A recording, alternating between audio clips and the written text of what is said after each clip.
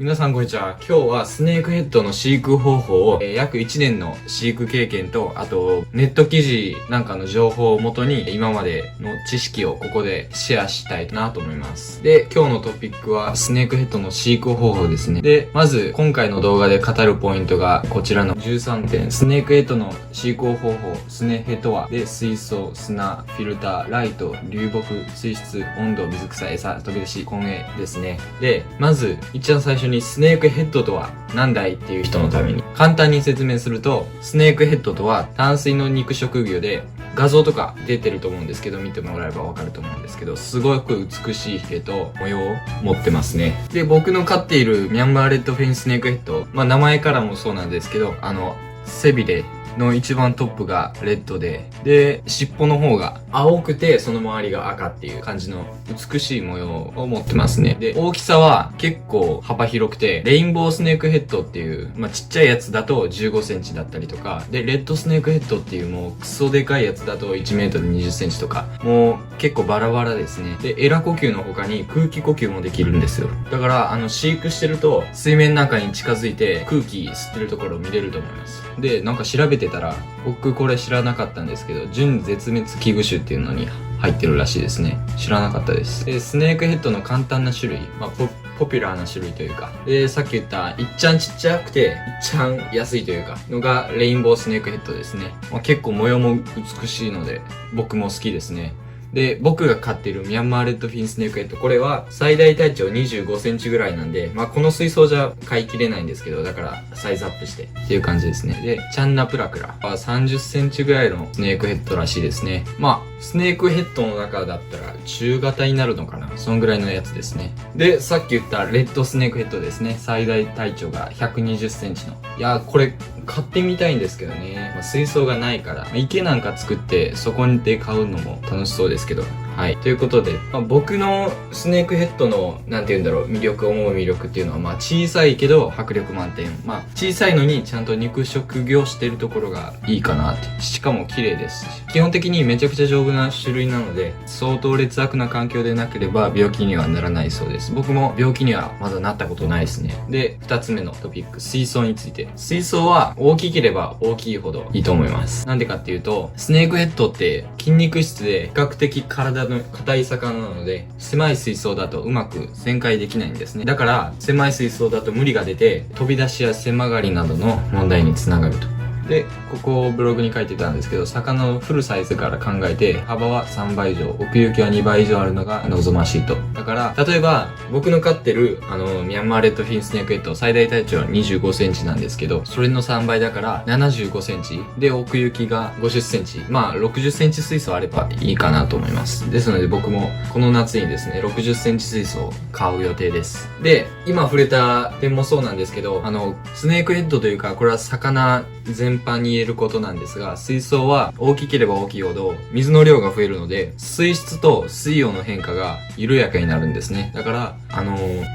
大きければ大きいほど管理しやすいっていうこと。特にスネークヘッドは肉食魚ですから、肉食魚はスネークヘッドに限らず水を汚す餌を与えるんですね。場合によっては生きた餌を与える場合もあります。という感じなので、水の汚れるスピードが他の魚よりも速いんですね。だから水槽は大きいに越したことはないと思います。で、飛び出しについてですね。スネークヘッドはとても力が強いのでよく飛び出すんですよ。スネークヘッドの死因第一位が飛び出しって言われてるほどなんで、必ず対策をしましょう。ということで、僕の対策っていうかこんな感じですね。はい。ここ隙間空いてるんですけど、僕は飛び出されたことまだないっすね。はい。で、フィルターも一応蓋してます。って感じですね。ここはブログ記事というかネット記事に書いていたことなんですが、僕のね、スネークヘッドは小さいんでそんな蓋を突き飛ばすみたいなことはないんですが、大きいものだとアロワナ水槽のようなボルト止め加工をしておくと安心らしいです。スネークヘッドをさっき言ったように空気呼吸ができるので、数十分なら、水槽に戻しても大丈夫なんですが、それ以上経ってしまうと干からびたり、で、また体が傷ついてしまったりして病気になったりしたりするので、十二分に対策をしておいた方がいいということですね。で、4つ目のトピック、砂についてですね。底砂は衛生面を考えるとない方がいいです。というのも、掃除しやすいんですよね。まあでも僕は、見た目が好きなんで入れてるんですが、ただし、ドワーフスネークヘッドのような、電気。そう。僕これタイマーでライトと二酸化炭素を管理してるんで、昼の12時から夜の8時。園長先生、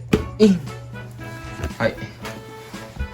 スネークヘッドの中には砂に潜るのが好きな種類もいて、ドワーフスネークヘッドっていうらしいんですが、まあ、そういう種類を買うんだったら、砂利は入れた方がいいと思います。なるべく細かい砂がいいと思います。傷つくんでね、体が。で、ソイルは泥が舞って、フィルターとかに詰まったり、あと水が濁ったりするんで、避けた方がいいと思います。で、5つ目のトピック、フィルターについて。フィルターは何でもいいと思います。フィルターには大きく3つあって、物理ろ過と生物ろ過と化学ろ過。簡単に説明すると、物理ろ過はスポンジとかでゴミを物理的に取り除くというか、そんな感じで、大きいゴミを取り除くろ過で、生物ろ過はフィルターの中のマットとかに、バクテリアを住み着かせて、そのバクテリアのあれで、水をきれいにするっていう。で、化学ろ過は活性炭やなんか薬的なものを使って水をきれいにするってやつですね。で、肉食業なんで、肉食業だと物理ろ過負担が大きいので、こまめにフィルター洗った方がいいと思います。僕は1ヶ月に1回、飼育水でちょっとゆすいだりして、はい、してますね。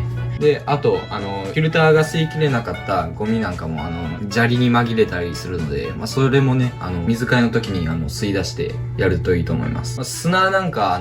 変えるんで、ちょっとぐらい吸ってもいいと思います。で、ライトはいります。ライトの役割は、僕は2つあると思ってるんですが、1つは魚の1日のサイクルを管理するためと、あとは水草の成長ですね。水草やらないからライトいらないっていう人もいると思うんですけど、魚の1日のサイクルを管理するためにですね、ライトはあった方がいいと思います。人間に、朝、昼晩のサイクルがあるように、魚もそのサイクルがあって、しっかりそのサイクルをつけさせる必要があると思います。そのサイクルとかが乱れてくると、多分人間と同じで病気とかになったりすると思うんで、そう。だから、ライトでサイクルを管理するというか。で、流木は僕は入れてますね。っていうのも、隠れ家になるっていうのもあるんですけど、スネークヘッドの適した水質が中性から弱酸性で、流木を入れると水質が弱酸性に傾くんですね。だから僕はそういう意味でも流木は入れてます。これも飼育するときにネット記事から学んだことなんですが、ネット記事に行けば何でも載ってるんでね。わからないことがあれば、ネット記事とか検索かけたら出てきます。で、水質。水質さっき言ったんですけど、中性から弱酸性が適していますと。で、水温は低水温にも強いんですが、23度から27度が適温とされています。なんでね、ヒーターは水温安定のためにも入れた方がいいと思います。で、水草僕入れてるんですけど、多分あった方がいいと思います。落ち着くと思うんで、落ち着くと僕は思ってます。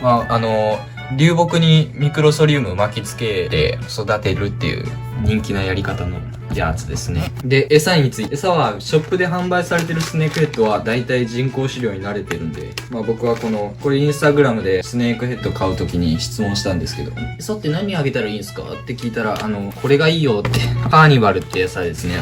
ネットとかでもこれおすすめされてるんで、じゃあこれにするか、ということで。僕はこれを2つに折って、与えてます。こんな感じですね。ほい。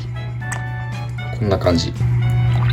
で、生き餌ですね。生き餌は、単純にかっこいいというか、食べる姿がすごい魅力的っていうのもあるんですけど、色が飛んでしまった時には、生き餌に興奮して戻ることがあると。僕、これ、